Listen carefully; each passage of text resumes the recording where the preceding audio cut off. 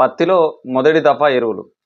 మనకు మొదటి దఫా ఎటువంటి ఎరువులు వేసుకున్నప్పుడు మొక్క యొక్క ఎదుగుదల అనేది బాగా ఉంటుంది. మొక్క మంచి ఎదుగుదల వస్తుంది. దాని తర్వాత ఎటువంటి ఎరువులు వేసుకున్నప్పుడు మొక్క యొక్క వేరు వ్యవస్థ బాగా పెరిగి సైడ్ బ్రాంచెస్ అనేవి ఎక్కువగా వస్తాయి. ఈ సైడ్ బ్రాంచెస్కి వచ్చేటువంటి సింపోడియల్ బ్రాంచెస్ అనేది ఎక్కువగా వస్తాయి. దాంతోపాటుగా పత్తిలో మొదటి దఫా ఎరువులు ఏవి వేసుకున్నప్పుడు ఈ రసం పీల్చే పురుగుల యొక్క ఉధృతి తక్కువగా ఉంటుంది. అలాగే కాయ యొక్క సైజు కానీ పంట యొక్క దిగుబడి పైన ప్రభావం కానీ ఏ విధంగా ఉంటుంది.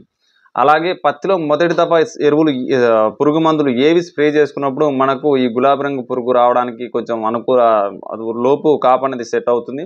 అలాగే మనకు ఈ గులాబీ రంగు పురుగును తట్టుకోవడానికి మొక్క యొక్క ఇమ్యూనిటీ పవర్ పెరుగుతుంది. దాంతోపాటుగా పత్తి పంటలో మొదటి దఫాలో చేసుకోవాల్సినటువంటి యాజమాన్య పద్ధతులు ఏంటిది, ఎటువంటి యాజమాన్య పద్ధతులు పాటించినప్పుడు పత్తిలో మంచి దిగుబడులు రావడానికి అవకాశం ఉంటుంది. పత్తిలో మొదటి దఫా ఎరువులు, మొదటి దఫా యాజమాన్యం, మొదటి దఫా పురుగు మందులు వీటన్నిటి కూడా క్లియర్గా సైంటిఫికల్గా మీకు ఈ వీడియోలో ఎక్స్ప్లెయిన్ చేస్తాను. 100% వీడియో చివరి వరకు చూడండి. ఇక టాపిక్లోకి వెళ్ళిపోయినట్లయితే, hi friends, welcome to Telugu Yuva Raithu YouTube channel. నేను మీ Ravi. First of all Telugu Yuva Raithu YouTube తరఫు నుంచి మనకు పత్తి పంట సాగు చేసే వాళ్ళకు ఒక చిన్న పత్తి పంట గురించి వివరణ ఇవ్వాలనుకుంటున్నాను. ఇది ఒకటి కొద్దిగా జాగ్రత్తగా వినండి. పత్తి పంట సాగు చేసే వాళ్ళకు యావరేజ్లో చాలా మందికి దీని యొక్క విలువ తెలియట్లేదు. విచ్చలవిడిగా పురుగు మందులు కొట్టడం, విచ్చలవిడిగా ఎరువులు వేయడం చేస్తున్నారు. ఒక చిన్న పాయింట్ చెప్తాను. పత్తిలో మీరు సాధారణంగా పత్తి పండిస్తున్నట్లయితే దీనికి ఒక సంవత్సరానికి ఒక పంట కాలం మాత్రమే ఉంటుంది. మనకు 120 రోజులలో పంట పూర్తయినా కూడా మనకు పంట అమ్ముకోవడానికి మినిమం ఒక సంవత్సర కాలం అయితే ఖచ్చితంగా పడుతుంది. అంటే 8 నుంచి 9 నెలల పంట కాలం అయితే ఖచ్చితంగా పడుతుంది. అయితే ఇక్కడ చాలామంది రైతులు 10,000, 20,000 పెట్టి భూమి లీజుకు తీసుకొని పత్తి పంట సాగు చేస్తున్నారు. యావరేజ్ ఈల్డ్ వచ్చేసి సాధారణంగా 10 నుంచి 12, 13 క్వింటాల్ దిగుబడి రావడం జరుగుతుంది ఒక ఎకరానికి. యావరేజ్ ఈల్డ్ వచ్చేసి 10 క్వింటాలు వేసుకున్నా కూడా మనకు మద్దతు ధర అనేది 8,300 ఉన్నప్పటికీ కొన్ని సందర్భాల్లో ఏమైందంటే పత్తి పుచ్చులు ఉందని చెప్పేసి, రెండో పత్తి నల్లగా ఉందని చెప్పేసి, వర్షం పడ్డదని చెప్పేసి కటింగ్లు ఉంటాయి. వీటన్నిటిని బేస్ చేసుకుంటే ఎకరానికి 80,000 రూపాయలు, 8,000 లెక్క వేసుకుంటే 10 క్వింటాలకు 80,000 రూపాయలు.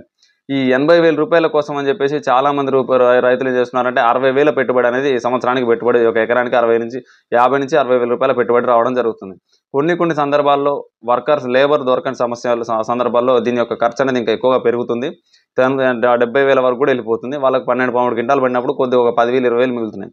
ఇక్కడ ఒక చిన్న పాయింట్ గుర్తుపెట్టుకోవాలి. చాలా వరకు రైతులు, ప్రధానంగా కౌలు రైతులు, భూమి కౌలుకు తీసుకొని చేసే రైతులు ఏం చేస్తున్నారంటే 100% పురుగు మందుల షాపుల్లో పురుగు మందులు అప్పుకు తెస్తారు. మిగతా వీళ్ళకి అక్కడ బయట చేబదులు తెస్తారు, వడ్డీకి తెస్తారు. ఇవన్నీ వడ్డీకి తెచ్చినప్పుడు మీరు పెట్టే 50,000 పెట్టుబడి చూసుకుంటే 50,000కి 20,000 అనేది ఖచ్చితంగా వడ్డీ అవుతుంది. పురుగు మందుల షాప్ అయినా కూడా వడ్డీ వేస్తాడు. ఖాతా రేట్లు వేరే ఉంటాయి, మనకు రెగ్యులర్ రేట్లు వేరే ఉంటాయి. ఈ విధంగా వెళ్ళినప్పుడు 100% మీరు 60,000 పెట్టుబడి పెడితే 20,000 రూపాయలు వడ్డీ అవుతుంది సంవత్సరానికి. మీకు వచ్చేటువంటి 80,000 రూపాయలు అల్లనే పోతుంది. కనీసానికి కూలికి పోయినా కూడా నెలకు 12,000 నుంచి 15,000 వరకు కూలి ఉంది. ఒక మగ మనిషికి అయితే 20,000 వరకు, 25,000 వరకు ఒక నెలలో సంపాదించుకునే పంట కోసం అని చెప్పేసి సంవత్సరం వరకు వృధా చేస్తున్నారు.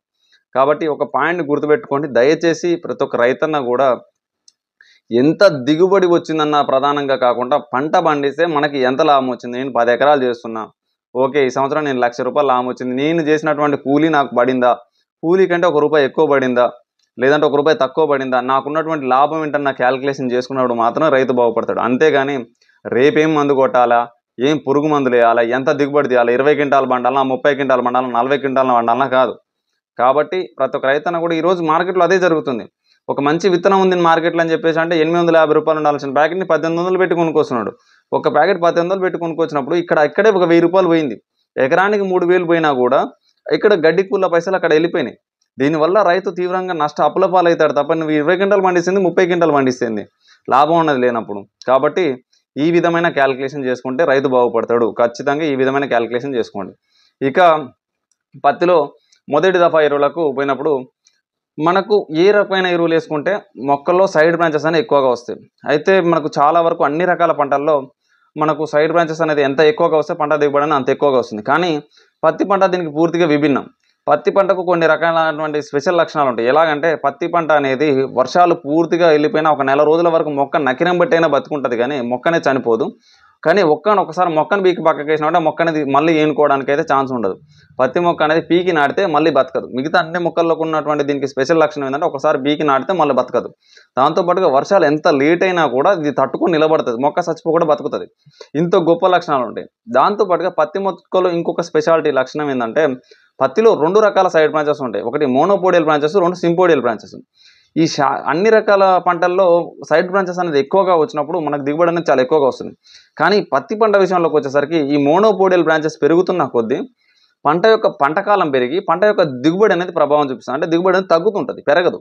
2-3 మోనోపోడియల్ బ్రాంచెస్ వచ్చినప్పుడు, 2-3 సైడ్ బ్రాంచెస్ వచ్చినప్పుడు పంట దిగుబడి బాగా వస్తుంది. 2-3 కంటే ఎక్కువ మోనోపోడియల్ బ్రాంచెస్ వచ్చినప్పుడు పంట యొక్క దిగుబడి తగ్గుతుంటుంది. దీని మీద డబుల్కర్ గారు ఈ మోనోపోడియల్ బ్రాంచెస్ తీసేసి మనకు అధికంగా 30 క్వింటాల్ 40 క్వింటాల్ దిగుబడి తీసి ప్రాక్టికల్గా చూపించారు. ఇది ఆల్మోస్ట్ మహారాష్ట్ర ప్రాంతంలో సక్సెస్ అయింది. కొన్ని అనివార్య కారణాల వల్ల అన్ని ప్రాంతాల్లో ఇది సక్సెస్ అవ్వకపోయినా ఇది ఒక రకంగా ప్రాక్టికల్గా సక్సెస్ అయినటువంటి మెథడ్. ఇలా మనకు దీని వెనకాల ఉన్న సైంటిఫిక్ రీజన్ ఏంటంటే మోనోపోడియల్ బ్రాంచెస్ పెరిగినప్పుడు ఇక్కడ మన మొక్కకి ఇచ్చినటువంటి అన్నిత బలం అంతా కూడా ఈ ప్రధాన కొమ్మలు తీసుకొని ఈ కాపు కాసే కొమ్మల్ని తొందరగా రానివ్వవు. దానివల్ల ఏమైందంటే మనకు పంటకాలం పెరిగినప్పుడు ఆటోమేటిక్గా గులాబీ రంగు పురుగు వస్తుంది, పూచి వస్తుంది, ఈ దిగుబడి తగ్గుతుంది. కాబట్టి మొదటి దశలో వచ్చేటువంటి మోనోపోడియల్ బ్రాంచెస్ని మనం కంట్రోల్ చేసుకుంటే మనకు పంట యొక్క దిగుబడి పెరుగుతుంది, పంట యొక్క పంటకాలం తగ్గుతుంది. కాబట్టి ఈ విధంగా రావడానికి ఎరువులు వేసుకోవాలి. ఇక్కడ చాలా మంది సైడ్ బ్రాంచెస్ అంటుంటారు. సైడ్ బ్రాంచెస్ వేరు, ఈ మోనోపోడియల్ సింపోడియల్ బ్రాంచెస్ అనేది చాలా కొంతపాటి డిఫరెన్స్ ఉంటుంది, అది గమనించుకోండి. ఇక మొదటి దశ ఎరువులలో ఇంకో విషయం చూసుకున్నట్లయితే పత్తి పంటలు, ప్రధానంగా పత్తి పంటలు చూసుకుంటే ఎవరి నేలల్లో అయితే మనకు కాయల యొక్క సైజు తగ్గుతుందో మనకు వాళ్ళకి ప్రధాన కారణం ఏంటంటే రూట్ డెవలప్మెంట్ లేకపోవడం. చాలా మంది అనుకుంటారంటే మొదటి 30 రోజుల్లో మొక్క ఎంత ఎత్తు పెరిగితే కలుపు కంట్రోల్ అవుతుంది, మొక్క అల్లుకపోవాలి, పెరగాలి అని చెప్పేసి మందులు కొడుతుంటారు. దీంట్లో మీరు గమనించాల్సిన విషయం ఏంటంటే పత్తి పంటలో మొక్క మొదటి దశలో ఎంత ఎక్కువ ఎదుగుదల ఉంటే దిగుబడి అంత తక్కువగా వస్తుంది. దానికి ప్రధాన కారణం ఏంటంటే ఇవి వర్షాధారిత పంటలు. ఈ వర్షాధారిత పంటల్లో ఏమవుతుందంటే మనకు పైనంగా ఎక్కువగా ఇంటర్ కల్టివేట్ చేయడం వల్ల, వర్షం పడడం వల్ల నేల యొక్క కింది పొరలు అనేది మన పంట మొదట్లో ఉన్నంతగా దృఢంగా ఉండవు. సాయిల్ అగ్రిగేట్స్ లేకపోవడం వల్ల, నేలలో సేంద్రియ కర్బనం లేకపోవడం వల్ల కింది పొరలు కుచించిపోతాయి. కింది పొరలు ఆల్రెడీ చౌడు ఉంది, నేను దీని మీద ఫుల్ వీడియో కూడా చేశాను. మన తెలుగు రాష్ట్రాల్లో ఉన్నటువంటి అన్ని రకాల భూముల్లో కింది పొరల్లో మనం వేసే ఫర్టిలైజర్స్ వల్ల కింది పొరల్లో చౌడు పేరుకపోయింది ఆల్రెడీ. ఇది సైంటిఫికల్గా కూడా ప్రూవ్ అయింది. ఈ కింది పొరల్లో చౌడు పేరుకపోవడం వల్ల దిగుబడి అనేది ప్రభావం చూపిస్తుంది. కాబట్టి మొక్క ఎర్లీ స్టేజ్ వేగర్ అని ఉంటుంది. ఎర్లీ స్టేజ్ వేగర్లో రూట్ అనేది, వేరు అనేది ఎంత ఎక్కువగా పెరిగితే అంత ఎక్కువగా దిగుబడి వస్తుంది. కాబట్టి మొదటి దశలో పెరగాల్సింది ఏంటంటే మొదటి దఫా ఫర్టిలైజర్ వేసుకున్నప్పుడు మొక్క యొక్క వేరు వ్యవస్థ అనేది దృఢంగా పెరగాలి, ఎక్కువగా పెరగాలి. ఈ విధంగా పెరిగినప్పుడే మనకు పంట యొక్క దిగుబడి అనేది ఎక్కువగా వస్తుంది. దీనికి ఎటువంటి ఫర్టిలైజర్ వాడాలి? ఫస్ట్ ఆఫ్ ఆల్ వేరు వ్యవస్థ పెరగాలంటే నేలలో జీవం అనేది ఉండాలి, సూక్ష్మజీవులు అనేది ఖచ్చితంగా ఉండాలి. బ్యాక్టీరియాస్ కావచ్చు, ఫంగస్లు కావచ్చు, ఇలాంటి సూక్ష్మజీవుల కౌంట్ ఎక్కువ ఉన్నప్పుడు నేలలోకి గాలి ఎక్కువగా పోయి వేరు వ్యవస్థ అనేది దృఢంగా పెరుగుతుంది. ఇలా పెరిగినప్పుడు మనకు అధికంగా వర్షాలు పడినప్పుడు పారావిల్ట్ రాకుండా ఉంటుంది, అతి తక్కువ వర్షపాతం నమోదైనప్పుడు మొక్క అనేది బెట్టకు గురి కాకుండా ఉంటుంది. ఈ 2 రకాలైనటువంటి లాభాలు అయితే ఖచ్చితంగా ఉంటాయి. కాబట్టి ఫస్ట్ ఆఫ్ ఆల్ నేలలో జీవం ఉండాలి. రెండవది వచ్చేసి మనకు ఈ మొక్కలో ప్రధానంగా చూసుకుంటే మనకు ఈ నేల యొక్క సేంద్రియ కర్బనం ఉండాలి. ఈ సేంద్రియ కర్బనం అనేది ఈరోజు మనం అనేది వేయడానికి ఛాన్స్ లేదు కాబట్టి దీనికి కూడా ఆల్టర్నేట్ అనేది నేను చెప్తాను. ఆ తర్వాత మనకు వేరు వ్యవస్థ బాగా వెళ్ళాలంటే సాయిల్ యొక్క అగ్రిగేట్స్, అంటే నేల అనేది పూసలుగా ఉండాలి. మనం వెనకట మన చిన్నతనంలో చూసినటువంటి నేలలు ఏ విధంగా ఉన్నాయో అటువంటి నేలలు ఉన్నప్పుడు వేరు వ్యవస్థ పెరుగుతుంది. దీనికి సంబంధించినటువంటి ఎరువులు వేసుకోవాలి. మొక్కకు ప్రధానంగా మొదటి దశలో అవసరం ఉన్న పోషకాలు ఏంటంటే ఫాస్ఫరస్ మరియు కాల్షియం. కాల్షియం అనేది మొక్క యొక్క సెల్స్ అనేది ఏర్పడడానికి, ఆ ఏర్పడినటువంటి కణాలు అనేది దృఢంగా ఉండడానికి, ఈ ఎర్రబారకుండా ఉండడానికి, వీటన్నిటికీ కూడా కాల్షియం ఉపయోగపడుతుంది. మొక్క యొక్క వేరు వ్యవస్థ పెరగడానికి ఫాస్ఫరస్, అలాగే మొక్క మొదటి దశలో తయారు చేసుకున్నటువంటి శక్తిని నిలుపుకోవడానికి ఫాస్ఫరస్ ఎక్కువగా ఉపయోగపడతాయి. ఈ 2 పోషకాలు అనేది ప్రధానంగా మొదటి దశలో అవసరం. దాంతోపాటుగా ఎదుగుదల కోసం కొద్ది మొత్తంలో నత్రజని అవసరం. అయితే ఇక్కడ ఏం చేస్తుంటారంటే బస్తాకు బస్తా యూరియా, డిఏపి కలిపేస్తుంటారు. కానీ ఈ విధంగా వేయడం వల్ల ఇక్కడ నైట్రోజన్ పర్సంటేజ్ ఎక్కువైపోయి మనకు ఈ మోనోపోడియల్ బ్రాంచెస్ అనేది ఎక్కువగా వస్తాయి. కాబట్టి మొదటి దశలో నైట్రోజన్ స్కిప్ చేయండి. మొక్క మొదటి దశలో కేవలం 20-20-0-13 కానీ డిఏపి కానీ వేసుకుంటే సరిపోతుంది. మీరు రెండిట్లలో ఏది వేసుకున్నా కూడా అందులో నత్రజని ఫాస్ఫరసే ఉంటుంది. కాబట్టి 2 రకాల ఫర్టిలైజర్లు, నల్లరేగడి భూములకు సంబంధించిన వాళ్ళు అయితే 20-20-0-13 వేసుకోండి, ఎర్ర భూములు అయితే డిఏపి వేసుకోండి. లేదంటే ఏది వేసుకున్నా పెద్ద తేడా అయితే ఉండదు, కానీ కొద్దిపాటి తేడా ఉంటుంది. సల్ఫర్ వల్ల కొద్దిపాటి తేడా ఉంటుంది. కాబట్టి పెద్ద డిఫరెన్స్ ఏమి ఉండదు. కొద్దిపాటి డిఫరెన్స్లో 1 ఎకరానికి 1 బస్తా డిఏపి వేసుకుంటే ఇది సరిపోతుంది. ఇక కాల్షియానికి విషయానికి వచ్చినట్టయితే చాలా మంది సిఎంఎస్ వైపు వెళ్తుంటారు. ఈ సిఎంఎస్ వాడుకోవడం వల్ల కొద్ది నష్టాలే ఉంటాయి, లాభాల కంటే నష్టాలే ఉంటాయి. పత్తి పంటలో మొదటి దఫాలో మొక్క స్టార్టింగ్లో నల్లగా మంచిగా నిగనిగలు ఆడుకుంటూ వచ్చినట్టు అనిపిస్తుంది, కానీ దీనివల్ల నేల కింది పొరలు కాంపాక్ట్ అవుతాయి మెగ్నీషియం వల్ల. కాబట్టి కాల్షియానికి ఆల్టర్నేటివ్గా కాల్షియం నైట్రేట్ మనం ఎటువంటి వేస్తే మొక్కలు మాడిపోయే అవకాశం ఉంటుంది. కాబట్టి 100% సింగిల్ సూపర్ ఫాస్ఫేట్ వైపుకి వెళ్ళండి. సింగిల్ సూపర్ ఫాస్ఫేట్ ఎకరానికి బస్తా కానీ వేసుకోండి. దీనివల్ల ఏమవుతుందంటే మనకు మొక్కకు కావాల్సినటువంటి కాల్షియం అందుతుంది, దాంతోపాటుగా ఇందులో కూడా ఫాస్ఫరస్ ఉంటుంది. కాబట్టి సరిపడినంత ఫాస్ఫరస్ అందుతుంది, దాంతోపాటుగా నత్రజని అందుతుంది, దాంతోపాటుగా మనకు ఇక్కడ ఈ కాల్షియం కూడా అందుతుంది. దీనివల్ల మొక్క దృఢంగా వస్తుంది, మోనోపోడియల్ బ్రాంచెస్ బలంగా కింది నుంచి వస్తాయి. ఆ తర్వాత అతి తొందరగా సింపోడియల్ బ్రాంచెస్ గ్రోత్కి రావడానికి మొక్క అవకాశం ఉంటుంది. దీనివల్ల పంట కాలం తగ్గుతుంది. ఇది బేసిక్ సైంటిఫికల్ కాన్సెప్ట్ ఇది. ఇక మనకు రూట్ డెవలప్మెంట్ విషయంలోకి వెళ్ళినట్లయితే హ్యూమిక్ యాసిడ్ బేస్డ్ మనం సేంద్రియ కర్బనం ఈ రోజుకి రోజు పెంచలేం. స్టేబుల్ ఆర్గానిక్ మ్యాటర్ అనేది శాశ్వతమైన సేంద్రియ కర్బనాన్ని పెంచలేం. కాబట్టి టెంపరవరీ ఆర్గానిక్ కార్బన్ని క్రియేట్ చేయాలి. ఇక్కడ బయోచార్, హ్యూమిక్ యాసిడ్, హ్యూమస్ ఇలాంటివి టెంపరవరీ ఆర్గానిక్ మ్యాటర్ని క్రియేట్ చేస్తాయి. కాబట్టి హ్యూమిక్ యాసిడ్ వాడుకోండి.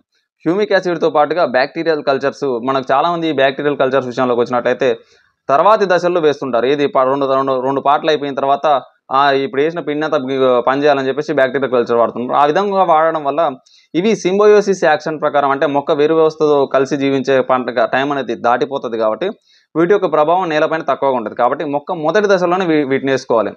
చాలామందికి ఉండే అతిపెద్ద సందేహం ఏంటంటే మొదటి దశలో వేస్తే ఇవి మనం వేసేటువంటి ఫర్టిలైజర్కి చచ్చిపోతాయి కదా అనుకుంటారు. మన తెలుగు యువ రైతు వాళ్ళు వచ్చేసి హాలోఫిలిక్ బ్యాక్టీరియాస్ అంటారు. ఇవి సాల్ట్స్ను కూడా, అంటే ఉప్పును కూడా తట్టుకొని జీవించేటువంటి బ్యాక్టీరియాస్. కాబట్టి ఎటువంటి ప్రమాదం అయితే ఉండదు, వీటితో కలిపి కూడా వాడుకోవచ్చు, ఎటువంటి ఇబ్బంది అయితే ఉండదు. మన తెలుగు యువ రైతు తరపు నుంచి ఇచ్చే బ్యాక్టీరియాస్ అయితే.